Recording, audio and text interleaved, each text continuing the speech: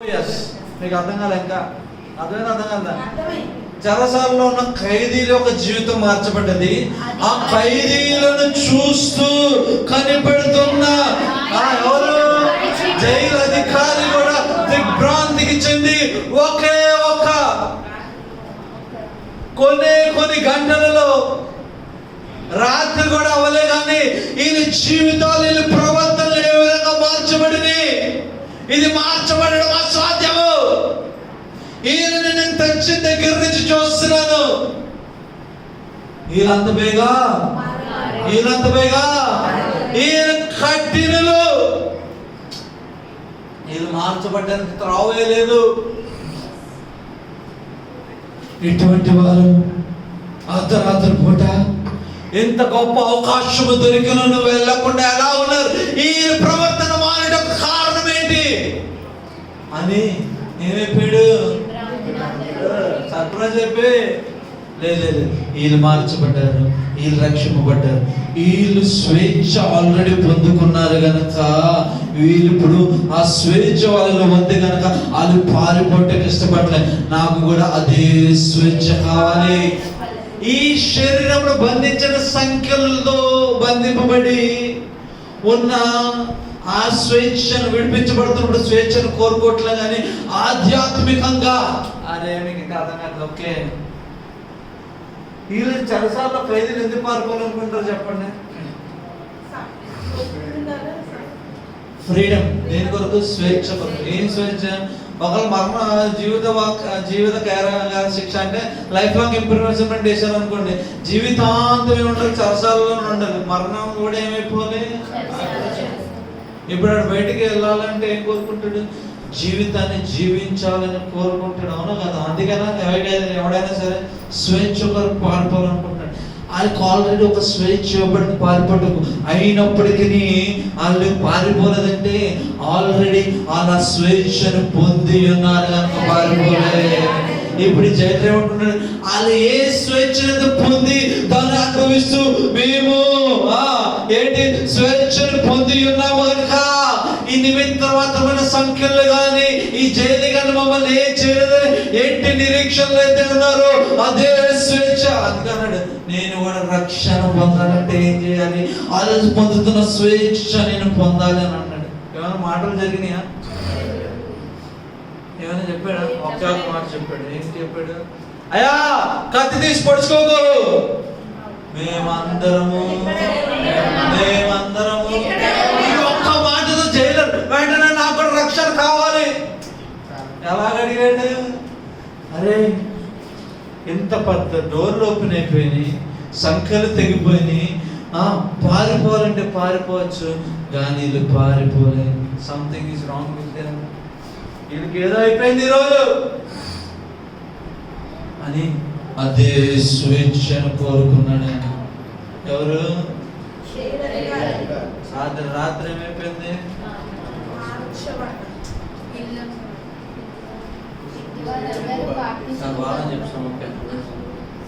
ఆయన హృదయంలో ఆ తీవ్రత ఎంతమందో తెలుసా? రాత్రి పొద్దునేసరికి ఏమైపోయిందో తెలుసా? రక్షణ పొందారు, బాప్తిజం తీసుకున్నాడు. రెండు అయిపోయినాయి. మీకు బాప్తిజం తీసుకోండియా, రక్షణ పొందండియా అంటే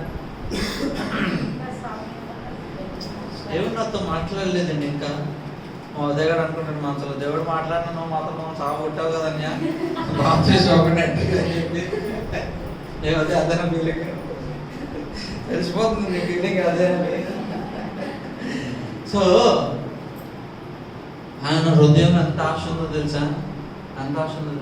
రాత్రి ఏమైపోయినాయి? 2 కార్యాలు జరిగినాయి. అద్భుతమైన మెసేజ్ చెప్పొచ్చు దాని గురించి. ఒక 4 గంటలు 2 కార్యాలు జరిగినాయి jail. Oh yes, thank you lord. మొదటి ఖైదీలు మాత్రం రక్షణ పొందారు. ఏ విధమైంది? పశ్చాత్తాప రక్షణ, బాప్తిసం అనుభూతి లేదు వాళ్ళకి పొంది ఇదే స్వేచ్ఛ అనుకుంటున్నారు. కానీ రెండో అతను ఏం చేశాడో తెలుసా? హలో, రెండో అతను ఏం చేశాడో తెలుసా? జైలు రెండో అతను ఏం చేశాడో తెలుసా? స్వేచ్ఛ కోరుకున్నాడు. పశ్చాత్తాపంతో వచ్చిన స్వేచ్ఛను పొందుకున్నాడు. దాని తర్వాత బాప్తిసముతో వచ్చిన రక్షణను పొందుకున్నాడు. హల్లెలూయా.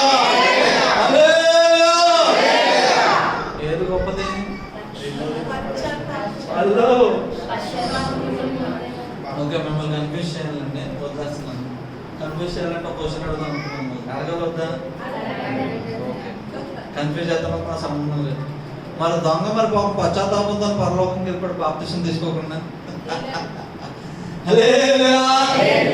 హలో, ఎందుకు దొంగ ఏ దొంగ అనుకుంటున్నారు? అమ్మో రక్షణ వచ్చింది. హల్లెలూయా. ఏ దొంగ? ప్రభుతో దేవుడు నాతో కూడా. హలో, ఎలా వెళ్ళిపోయాడు? ఓకే, ఇప్పుడు మన వాక్యంలోకి వచ్చిందాం. మీరు కన్ఫ్యూజ్ అవ్వనున్నారు, ఇంకా మీరు అందరు సమాధానాలు పొందుకుంటారు. సరే, ఈరోజు ఇంకోటి చూద్దాం. లాస్ట్ టైం దేంట్లో చూసాం మనం? శ్రమలలో ఆరాధన చేయడం. అవునా? చెరసాలలో వేయబడడం ఆరంభించాం. ఈరోజు దానియేలు గ్రంథం 3వ అధ్యాయం. ఆరాధన చేయడం ద్వారా, నువ్వు శ్రమలలో లేనప్పుడు కూడా ఆరాధన చేయడం ద్వారా వచ్చే ఆశీర్వాదం చూద్దాం. దానియేలు గ్రంథం 3వ అధ్యాయం. ఓ ఎస్, థ్యాంక్ యూ లార్డ్. దానియేలు గ్రంథం 3వ అధ్యాయం. టైం అయిపోతుంది. 737 733 తీసారా? సమయం తక్కువ ఉంది, చెప్పాల్సింది ఎక్కువ ఉంది. సరే, ఓకే.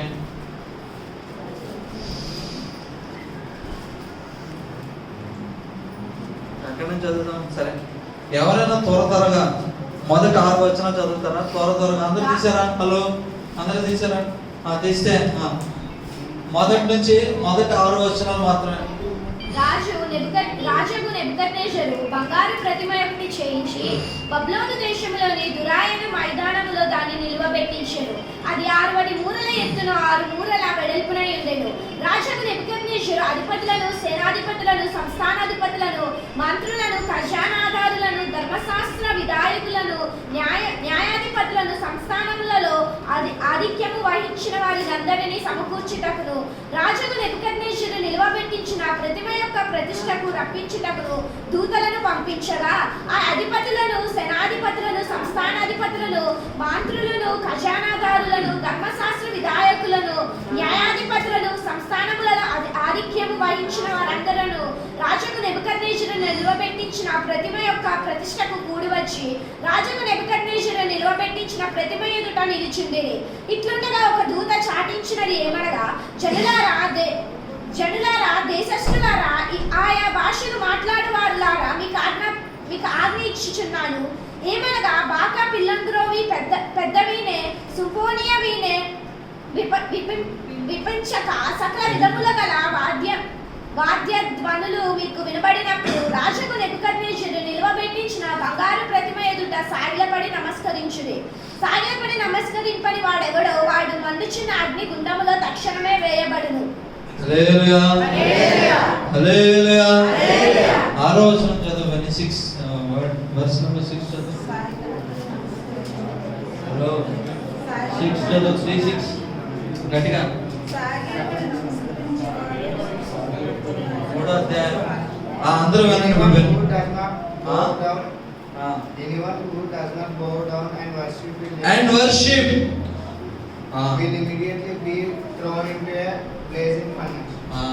ఏం చేస్తున్నారంట? చిన్నప్పుడు సండే స్కూల్ దగ్గర నుంచి వింటున్నామండి వాక్యం. ఎంతమంది వింటున్నారు? చేతులు అంతండి. ఎంతమంది తెలుసు స్టోరీ? చేతులు మీరు ఎవరు వెళ్ళదా? మీ ఎవరికి తెలియదా? అయితే దేవుడు మాట్లాడిన తర్వాత ఇదే వాక్యం ఎలా ఉంటుంది ఈరోజు మీరు అనుకోతున్నారు. చిన్నప్పటి నుంచి మీరు సండే స్కూల్ స్టోరీ చెప్పలేదు నేను, జాగ్రత్తగా వినండి. చిన్నప్పటి నుంచి మీరు అన్నా సండే స్కూల్ స్టోరీ ఏం చెప్పలేదు. హల్లెలూయా. ఎంతమందికి ఇంట్రెస్ట్ ఉంది వినాలని? ఇప్పుడు అరే ఇంట్రెస్ట్ లేదా? సరే, వేరే వాక్యం చెప్పుకుందాం. హల్లెలూయా. రాజైన నెబుకద్నెజరు ఏం చేశాడంట? ఒక బంగారు ప్రతిమను చేయించి బంగారు ప్రతిమను చేపించాడు. చేపించిన తర్వాత ఏం చెప్తున్నాడు? దానికి అందరూ సాగిలపడి నమస్కరించారు. అదే ప్రాబ్లం అంతా. మన వాక్యం దాని తర్వాత ఎక్కడికి వెళ్ళిపోతాం? లాస్ట్ సండే స్కూల్లో చిన్నప్పుడు విత్తనాలు వేసారు కదా, అక్కడికి వెళ్ళిపోతాం వెంటనే జంప్ చేసి. తయారు చేసిన తర్వాత ఏం చేశాడు? దాని ప్రతిష్ట కొరకు ఎవరెవరిని పిలిచాడు? సేనాధిపతులను, సంస్థానాధిపతులను, మంత్రులను, ఖజానాదారులను, ధర్మశాస్త్ర విధాయకులను, న్యాయాధిపతులను, సంస్థానాలను, రాజ్యము వహించిన వారందరినీ సమకూర్చాడు. పిలిచాడా పిల్లలేదా? జాగ్రత్తగా అండర్లైన్ చేసుకోండి. 3వ వచనం. ఎవరెవరిని పిలిచాడు? మొత్తం అందరిని పిలిచాడు. ఎవరైతే రెస్పాన్సిబుల్ పొజిషన్ లో ఉన్నా, ఎవరైతే ఒక ఆధిక్యత అయినా వహించే పొజిషన్ లో అర్హత కలిగి ఉన్నారో వాళ్ళందరినీ, గవర్నర్ని, మెజిస్ట్రేట్ని, వాద్యాల్ని, రాజ్యాన్ని పరిపాలించే వాళ్ళని, సకాల విద్యలు కలిగిన వాళ్ళందరినీ పిలిచాడు. చిన్నోళ్ళని, పెద్దోళ్ళని. మీరు అనుకోవచ్చు ఊర్లో జనాలందరినీ పిలిచడం కాదు, మీకు అర్థమని చెప్తున్నాను. ఊర్లో జనాలందరినీ పిల్లలే. ఎవరిని పిలిచాడు తెలుసా? ఎంపీలని, ఎమ్మెల్యేలని, సీఎంలని, ఓకేనా, వీళ్ళందరినీ పిలిచాడు. ఓకే, మీకు అర్థమని ఇలా చెప్తాను. ప్రైమ్ మినిస్టర్ ఓత్ సెరమనీ అవుతుంది అనుకుందాం. ప్రధానమంత్రి ఏంటి ప్రమాణ స్వీకారం ఎవరిని పిలుస్తారు? ఎవరిని పిలిచేస్తారా? మిస్టర్ పాస్ చేంజ్ చేస్తారు. ప్రాముఖ్యమైన వాళ్ళని మాత్రం పిలుస్తారు. దాని కొరకు ఎవరు పడతారు? పిలుస్తారా? పిల్లలు కదా. పిలిచిన ఫస్ట్ రోజు ఎవరు కూర్చుంటారు? ప్రాముఖ్యమైన. ఈయన కూడా ఏం చేస్తున్నాడు? ఒక ప్రతిభని చేసి ఆ రాజ్యంలో ఉన్న ప్రముఖుల్ని, గౌరవనీయుల్ని ఎవరైతే ఉన్నారో హెడ్స్ అందరిని పిలిచాడన్న. పిలిచిన తర్వాత అసలు మాట ఇప్పుడు చెప్తున్నాడు. పిలిచిన తర్వాత ఏం చేస్తున్నాడు? అయ్యా పిలిచిన తర్వాత ఒక చాటింపు వేయించాడు. ఏంటంటే సకల వాయిద్యాలు, అన్ని మ్యూజిక్ ఇన్స్ట్రుమెంట్స్ అన్ని ఎప్పుడైతే వాయిస్తారో ఏం చేయాలంటే వెంటనే హలో ప్రతిమ ఎదుట సాగిపడి ఎవరైతే చేయరో వాళ్ళు ఏం చేస్తాడు? గట్టిగా అర్థం ఉన్నారా? 3వ వచనం అండర్లైన్ చేసుకున్నదా చేసుకోలేదా? ఇప్పుడు మ్యూజిక్ ఎందుకు?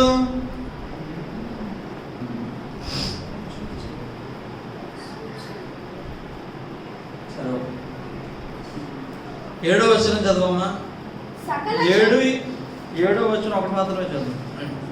సకల జనులకు బాకా పిల్లంత్రోవి పెద్ద వీణే సింఫోనియా విపించక సకల విధములకు వాద్య ధ్వనులు వినబడగా ఆ జనులను దేశస్థులను, ఆయా భాషల మాట్లాడు వారును సాగిలపడి రాజుకు నెబుకద్నెజరు నిలువబెట్టించిన బంగారు ప్రతిమకు నమస్కారము చేసిరి. ఎవరెవరు సాగిలపడ్డారండి? ఇప్పుడు ఎవరైతే పిలిచాడో పిలిచిన వారందరూ ఏమైపోయారు? ఇప్పుడు చెప్పాలి గట్టిగా. నమస్కారం చేశారా చేయలేదా? ఇప్పుడు 8వ వచనం చదవండి. ఆ సమయమందు కల్దీయులలో కొందరు ముఖ్యులు వచ్చి యూదులపైని కొండెములు చెప్పి రాజుకు నెబుకద్నెజరునొద్ద ఇలాగ మనవి చేసిరి. రాజు చిరకాలము జీవించును గాక. రాజా తాము ఒక కట్టడ నియమించితి. ఏదనగా బాకాను పిల్లంత్రోవిని పెద్ద వీణెను విపించికను సింఫోనియాను సకల విధములకు వాద్యధ్వనులు విని ప్రతివాడు సాగిలపడి ఆ బంగారు ప్రతిమకు నమస్కారము చేయవలెను. సాగిలపడి నమస్కరింపని వాడెవడో వాడు మండుచున్న అగ్నిగుండంలో వేయబడును. రాజా తాము షడ్రకు, మేషక్, అబేద్నెగో అను 3 యూదులను బబులోను దేశంలోని రాజకార్యములు విచారించుటకు నియమించితిరి. ఆ మనుష్యులు తమ ఆజ్ఞను లక్ష్య పెట్టలేదు, తమని దేవతలను పూజించుటలేదు, తమను నిలువబెట్టించిన బంగారు ప్రతిమకు నమస్కరించుటే లేదు అనేది. ఇప్పుడు జాగ్రత్తగా వినండి. 8వ వచనంలో ఎవరి ముందుకు వచ్చారంట? కల్దీయులలో హలో వచ్చి ఏం చెప్తున్నారు? ఏం చెప్తున్నారు? ఏం చెప్తున్నారు? అయ్యా నువ్వు ప్రతిమను పెట్టించావు, ఆ ప్రతిమకు యూదులు ఏం చేయట్లేదు? హలో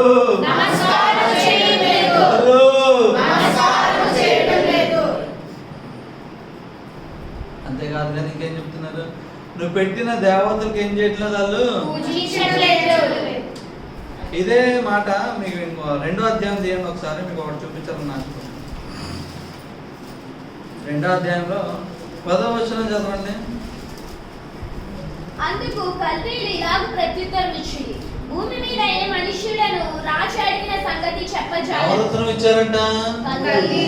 హలో హలో ఇప్పుడు ఇక్కడ కాకి దగ్గరకు వచ్చి 3వ అధ్యాయంలో మాట్లాడుతుంది ఎవరు? కల్దీలేనా? వేరు వేరు చదవండి. 2వ అధ్యాయం 10వ వచనం చదవండి. అందుకు కల్దీయులు ఇలాగ ప్రత్యుత్తరం ఇచ్చి, భూమి మీద ఏ మనుష్యుడును రాజు అడిగిన సంగతి చెప్పజాలడు. ఏ చక్రవర్తియు అధికారియు శకునగాని యొద్దను గారడి విద్య గలవాని యొద్దను కల్దీయుని యొద్దను ఇట్టి సంగతి విచారింపలేదు. రాజు విచారించిన సంగతి బహు అసాధారణమైనది.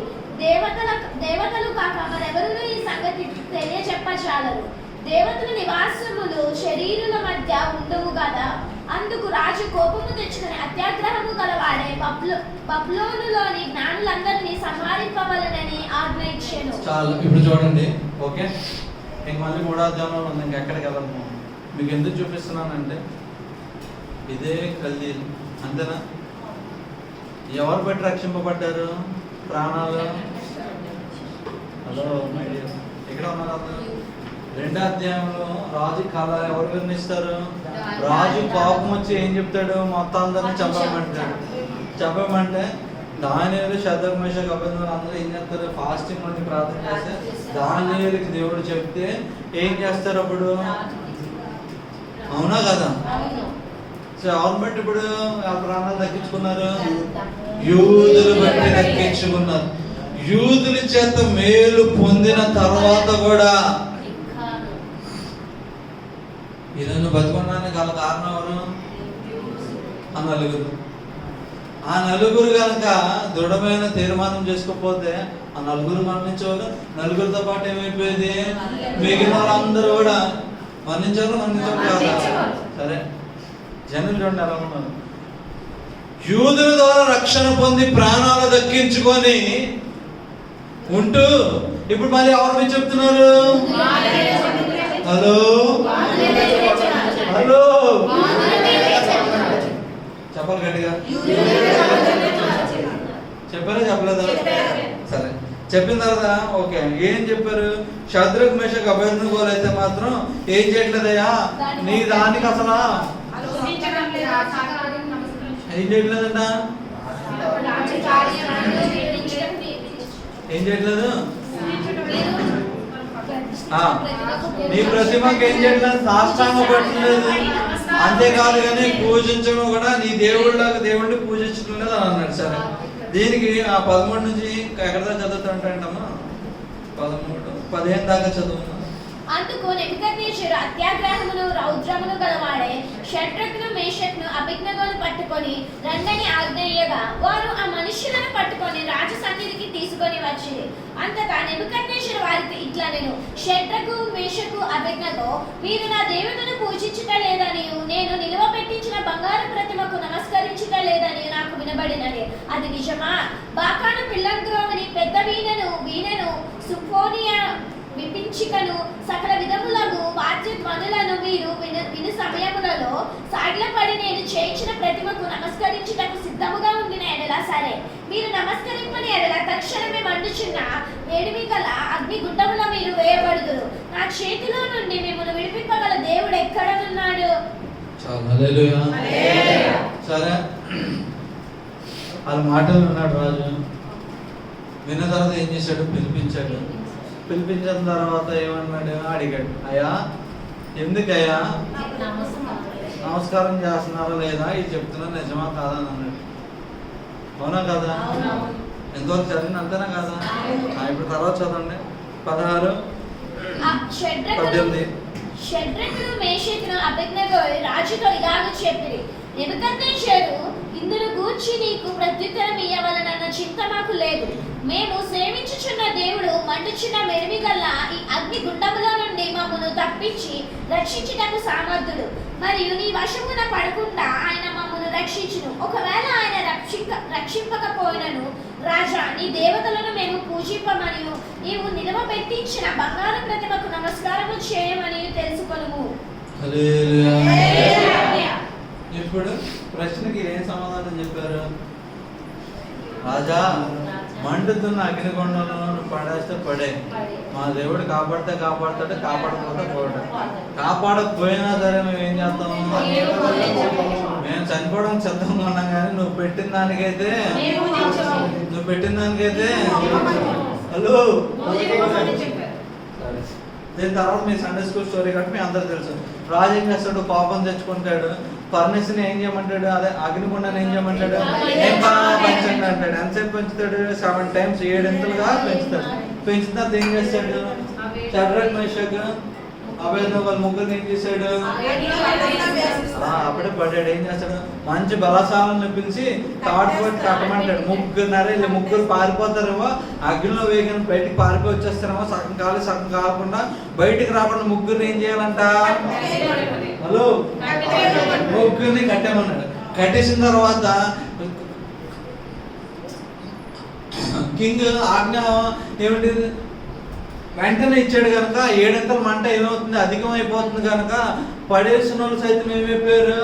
ఆ వేడికి చెప్పాలి గట్టిగా, ఆ వేడికి రాయబడారు.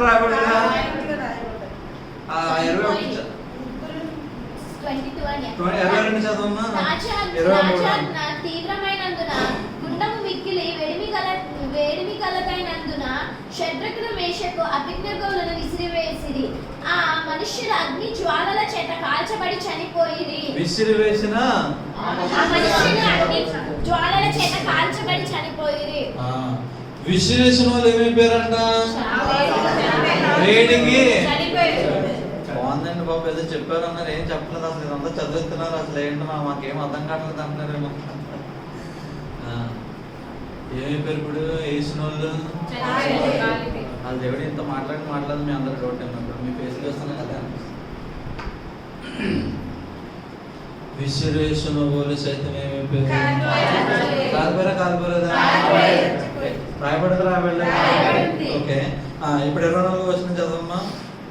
రాజుకు నెబుకద్నెజరు ఆశ్చర్యపడి తీవ్రముగా లేచి, మేము 3 మనుషులు బంధించి ఈ అగ్నిలో వేసితిమి కదా అని తన మంత్రులను అడిగెను. వారు, రాజా, సత్యమే అని రాజుతో ప్రత్యుత్తరం ఇచ్చింది. అందుకు రాజు, నేను 4 మనుషులు బంధకములు లేక అగ్నిలో సంచరించుట చూచుచున్నాను అనెను. వారికి హాని ఏమీ కలగలేదు. 4వ వాని రూపము దేవతల రూపమును పోలినది. వారికి ప్రత్యుత్తరం ఇచ్చాను.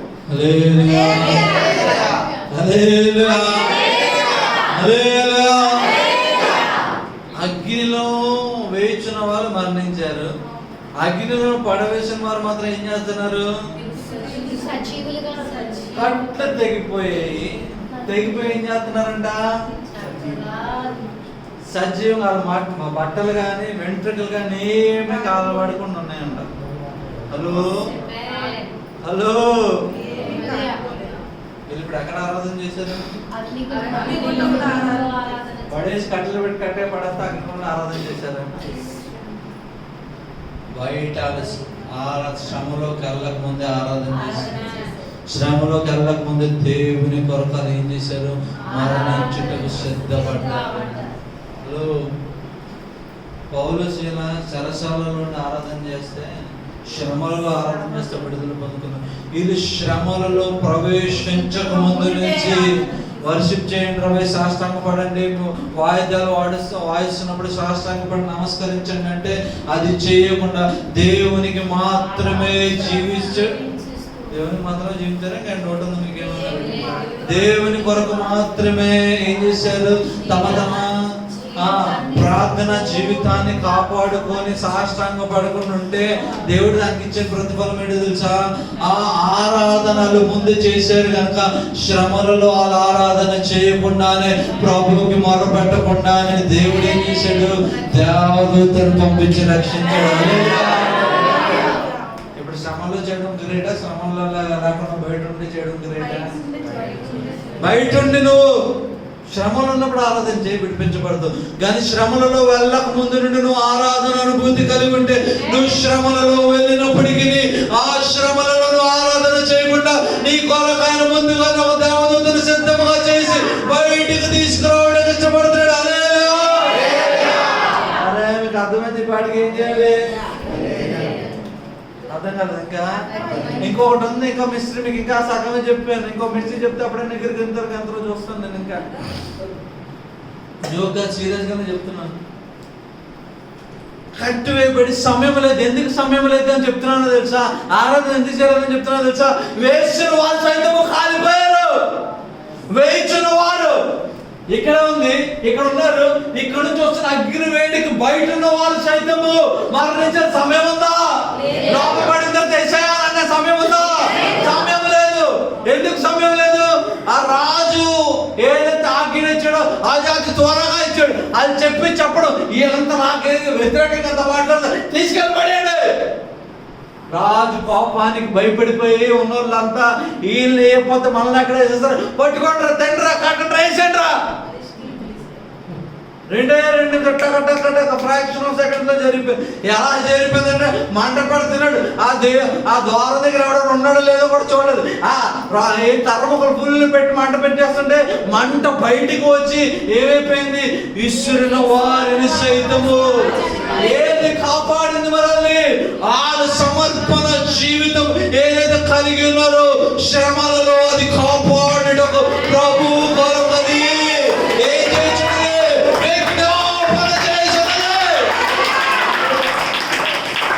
ఏ విజ్ఞాపన చేయించినది?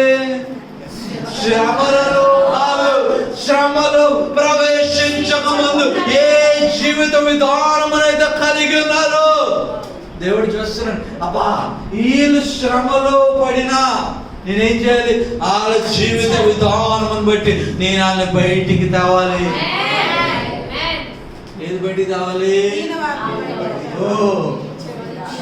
మీకు ఇంకా అర్థం కావట్లే?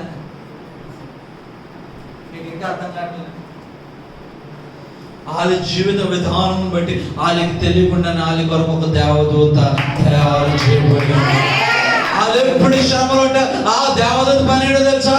దేవుడు ఆజ్ఞాపించాడు కనుక వీళ్ళు ఎక్కడ పడిపోతారు అని పడిపోకుండా ఏం చేస్తుందంట? కాపాడుడే. అరే అర్థమైంది? పాటికి ఏం చేయాలి? మీకు ఇంకా అర్థం కాలేదు. ఎందుకు అర్థం కాదు చెప్తాను. ఆయన దూతలకు ఆజ్ఞాపిస్తాడంట. ఏమని? మారు మంచు పొందిన ప్రతి ఒక్కరికి ఏం చేస్తాడంట? దూతల్ని అసైన్ చేసి ఏం చేస్తాడు? వాళ్ళు నడుస్తుంటే వాళ్ళకి హలో అంటే ఏం చేయాలి? నీకేమి రాకుండా వెత్తి పెట్టి తీసుకెళ్ళాలి. హలో రాయబడలేదా? మీకు ఇంకోటి తెలుసా? రక్షణ పొందిన ప్రతిసారి పరలోకంలో గొప్ప విందు జరగబోతుంటే దేవదూతలన్నీ సెలబ్రేట్ చేసుకుంటే ఎందుకు తెలుసా? అరే నేను కిందకి వెళ్ళి ఒకరిని కాపాడుటకు ఒక వ్యక్తి రక్షణ పొందాడు, నేను వెళ్ళిపోతానంటే నేను వెళ్ళిపోతాను.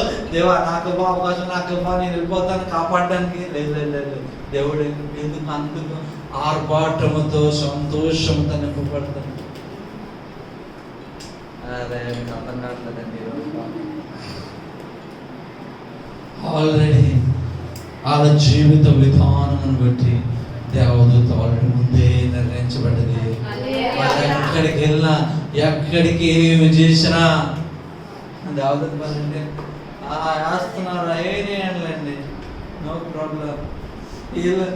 ఈరోజు అయిపోయి మనం చనిపోతున్నాం పర్లేదు, చచ్చిపోయినా పర్లేదు, కానీ కాపాడేవాడు ఆయన. ఇశ్రాయేలుని కాపాడేవాడు.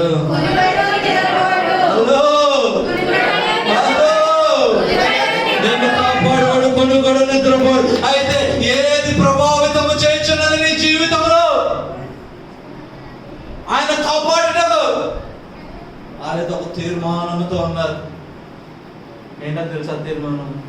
రాజా, ఏ విషయంలో నీకు ఉత్తరం ఇవ్వటకు, మాకు నీకు జవాబు ఇవ్వటకు మాకేమాత్రం అవసరం లేదు. నువ్వు గొంతు చించుకున్నారు, ఏం చేయి మేము చెప్తుందిలే, మేమైతే చెయ్యము. పడేస్తావా? పడే. మా దేవుడు కాపాడితే కాపాడాడు, కాపాడకపోతే పోయాడు. మేము మరణించడం కూడా ఎంత సమర్పణ జీవితం కలిగి ఉన్నారు. మామూలు కలిగి ఉన్నారా?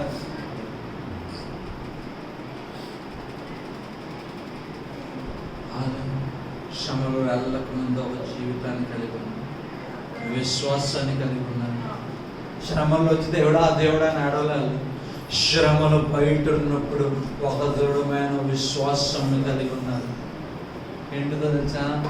ఏదేమైనా రాని మన ప్రాణాలను పోని నేను నమ్ముతున్న దేవునికి తప్ప ఇంకెవ్వరికి ఆరాధన చేయను, నేను నమ్ముతున్న దేవునికి తప్ప ఇంకెవ్వరికి మొక్కను.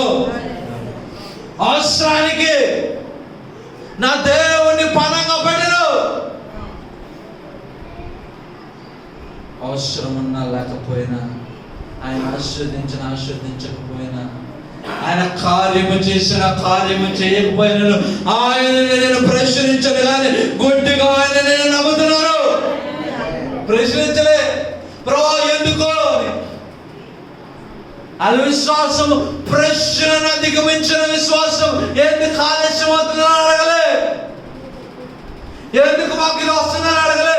అందరూ పడేశారు కదా, అందరూ మోకరించారు కదా, మేము నీ కొరకు విశ్వాసం నిందారైతుందో విశ్వాసంతో మాకెందుకు శోధన అని అడగలే. వాళ్ళ విశ్వాసం నెక్స్ట్ లెవెల్ విశ్వాసము. ఏంటో తెలుసా? వాళ్ళందరికి జరిగిందో జరగదో నాకు అవసరం. నువ్వు నాకు ఎందుకు చేస్తావు అనుకోండి నేను అడగను. నువ్వు నాకు చేసిన చెప్పని నేను నమ్ముతున్నాను. నువ్వు నాకు చేసిన ఈ రోజు అలా చెప్తే ఎవరు రాదు. నెక్స్ట్ వారం అంతా ఖాళీ అయిపోతుంది. దేవుడి దగ్గరికి రండి, ఆశీర్వదించబడాలంటే అందరూ వచ్చి ఏంటి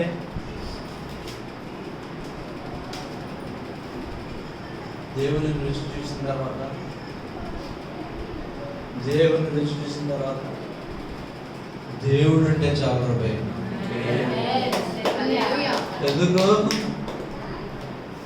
ఎందుకు ఆయన ఆల్రెడీ ఒక అమూల్యమైన రక్తము చెందించాలి. దానికంటే గొప్ప సాక్రిఫైస్ ఏమండి? మీకు కూడా చెప్పనా?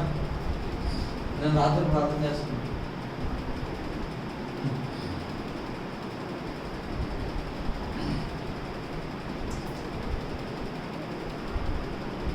ప్రభా, ఈ ప్రయాస అంతా ఎందుకు ప్రభా? ప్రార్థన చేస్తున్న ప్రభా, చోటి ప్రయాస అంతా ఎందుకు?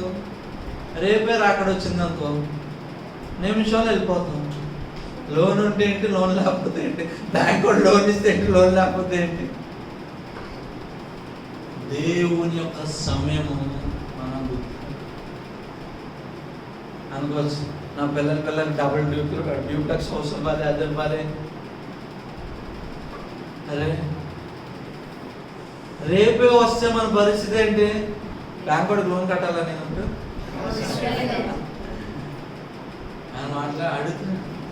If tomorrow is the time, ఆలోచిస్తావా? నువ్వు చింతిస్తావా? అప్పుడు అంటున్నా నిజమే కదా, బ్యాంక్ కూడా లోన్ ఇవ్వకపోతే ఏముంది, దేవుడు ఉన్నాడు కదా ఫుల్ లోన్ ఇవ్వడానికి మనకి. గాడ్స్ టైంలో మీకు ఇంకా అర్థం కాలేదు. దాని ముందే డిస్కషన్ అయింది. అంకుల్ మొత్తం అందరూ సరే ప్రార్థన చేస్తాం ప్రభా, ప్రార్థన చేస్తుంటే ఎందుకు ఊరికి ఓవర్ ఎక్సైట్ అయిపోతున్నావు? ఎందుకు ఊరికి టెన్షన్ పడుతున్నావు? రేపే అనుకో, ఏంటి పరిస్థితి? ఏంటి ఇంపార్టెంట్ మనకి? ఎత్తపడడం ఇంపార్టెంట్. ఎక్కడ ఎత్తపడ్డాం? దేవదత్త ఎత్తపడ్డాం. హలో, రేపే వస్తే అయిపోయింది. ఇంకేమైనా ఉందా అంటే బ్యాంకులో లెక్కొట్టమని నేను చెప్తున్నాను సుమా, జాగ్రత్తగా అర్థం చేసుకోండి. నేను చెప్తున్న మెసేజ్ అర్థం చేసుకోండి. దేని కొరకు ప్రయాసపడుతున్నాం? ఈ లోకంలో ఏది శాశ్వతము కాదు, ఒక దినమున నువ్వు విడిచిపోవాల్సిందే. ఆయన చెప్తుంది అది. నువ్వు అన్ని క్యాల్కులేట్ చేసుకొని ఇన్ని సంవత్సరాలు ఇదే ప్రభా అది అంత ఇదంతా అశాశ్వతమైన, శాశ్వతమైనది ఒకటి ఉన్నది. నేను రేపు వస్తే ఏం చేయబోతున్నావు నువ్వు? అన్నీ మర్చిపోతాను ప్రభా. ఆన్సర్ ఏముంటుంది? ఏముండదు. ఎందుకు? లోన్ ఆటోమేటిక్గా క్లియర్ అయిపోతుంది, సంఘం ఆటోమేటిక్గా ఖాళీ అయిపోతుంది. ఎందుకు? దేవుని తక్కువ. ఎందుకు ఇచ్చి మాట చెప్తాను తెలుసా? ఎందుకు చెప్పాను? మన విశ్వాసంలో మన రాకడలో ఎత్తబడాలని ఆలోచన ఉంటే ఎవరికి సంబంధమైన ఆశీర్వాదాలు బట్టి మన విశ్వాసం ఆధారపడదు. దేవుడి కార్యం చేయగల దేవుడు లేడని దూషించాం, దేవుడి చేయగల దేవుడు లేడని దూషించాం. ఏం చేస్తాం? దేవుడు ఉన్నాడు అని నమ్ముతాం. ఈ లోకానుసారమైన కార్యం మీద ఆధారపడకుండా దేని మీద ఆధారపడతాం? అరే అర్థం కదా, దేవుని మీద ఆధారపడతాం. ఎస్ లార్డ్, అది నీ చిత్తం ఉంటే వస్తుంది, లేదా ఓకే నీ చిత్తం కాదు, నీ చిత్తం అంటే రావాల్సిందే. లేదు అనుకుంటున్నారు, మేమేదో అనుకున్నా కాదు, నీ చిత్తం ఉంటే రావాల్సిందే. చక్రం మెసేజ్ అవ్వదు. అదే ఏ రాజా, నువ్వు దగ్గరలో అతను అనుకుని మమ్మల్ని చంపేసాను ఆనందపడతావేమో, వాడు చెప్తున్నాడు జాగ్రత్త. ఏంటో తెలుసా? మా దేవుడు ఒకవేళ కాపాడకూడని చింత కాబట్టి మేము మరణిస్తాం, అది నువ్వు డిసైడ్ చేసిందో మేము మరణించడం అని చెప్తున్నాను. మీకు అర్థమైంది ఇప్పుడు కానీ చెప్తున్నాను అంటే మా చావు కూడా నీ చేతిలో లేదు, మా చావు కూడా మా దేవుని చేతిలో. ఆయన మమ్మల్ని కాపాడడానికి ఇష్టం లేకపోతే మేము మరణిస్తాం. మా మరణం కూడా ఆల్రెడీ నిర్ణయించబడింది.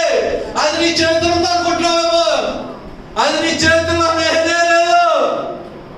అరే మీకు అర్థమైందా? హలో, ఆ మాటకి అర్థం. ఆల్రెడీ మా మరణం కూడా నిర్ణయించబడ్డది. అది ఈ రోజు నిర్ణయించబడితే మేము మరణిస్తాం. అది ఎవరు నిర్ణయిస్తాడు? మా దేవుడు. నిర్ణయించడానికి నువ్వు మనుషుడివే, నువ్వు దేవుడివే కాదు. జాగ్రత్త. ఎంత గొప్ప విశ్వాసం! మమ్మల్ని చంపేస్తారా, మమ్మల్ని అగ్గిలేసేస్తారా? Hello, we are ready to die. మరణాన్ని కూడా సిద్ధంగా. ఎందుకు తెలుసా?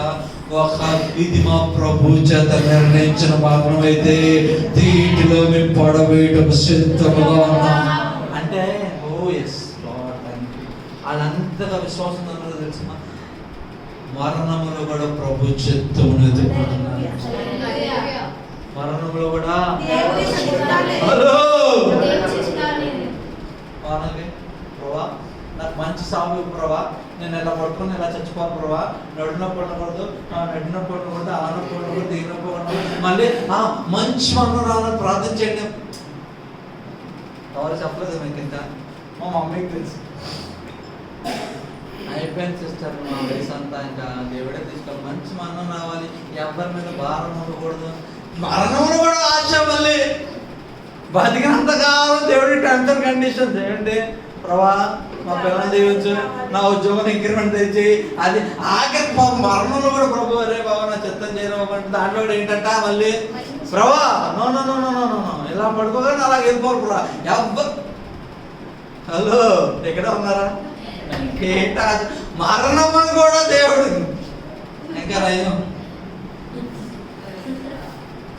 సరదాగా చెప్తున్నాను అంటున్నారు. మెసేజ్ అర్థం చేసి నీ మరణంలో కూడా నువ్వు ఒక ఆశ కలిగి ఉన్నావు. వాళ్ళ మరణంలో కూడా ఒక సమర్పణ కలిగి ఉన్నావు. గొప్ప వ్యత్యాసం ఉన్నది. జాగ్రత్త. నీ మరణంలో నువ్వు ఆశ కలిగి ఉన్నావు, ఈ విధంగా మరణించాలని. వాళ్ళ మరణంలో ఒక సమర్పణ కలిగి ఉన్నావు. ఏది గొప్పది? సమర్పణ గొప్పది. ఏది గొప్పది? సమర్పణ గొప్పది. ఆశ కాదు. వాళ్ళు సమర్పణతో ఉన్నారు కనుక ఏమైపోయారు తెలుసా? వాళ్ళ కొరకు ఒక దేవదూత ఆల్రెడీ ఏర్పాటు చేయబడి అల్పడిస్తారు. ప్రభా నడవలే ఏడు కట్టెలు తగ్గిపడిపోయినాయి, 4 వంతు తిరుగుతున్నాడు. ఎందుకు తెలుసా? ఎందుకు పంపబడదో తెలుసా? వాళ్ళ సమర్పణ జీవితాన్ని బట్టి. వాళ్ళ మరణంలో కూడా వాళ్ళు చెప్తున్న మాట ఏంటో తెలుసా? ప్రభా నీ చిత్తమైతే తీసుకో. ఈ రాజావుడు అసలు మేము ఖాతరే చేయట్లేదు. ఆడవాడు బ్రో మా జీవితంలో ఏదైనా నిర్ణయించడానికి ఇది నీ మహిమ కొరక మరణించడానికి సిద్ధం. ఇంకా చూస్తారా మిస్టర్లు చాలా అయిపోయింది, అప్పుడే నేర్చుకోవట్లేదు. ఎక్కడైనా ఉన్నారు ఈ వాక్యం ఇప్పుడు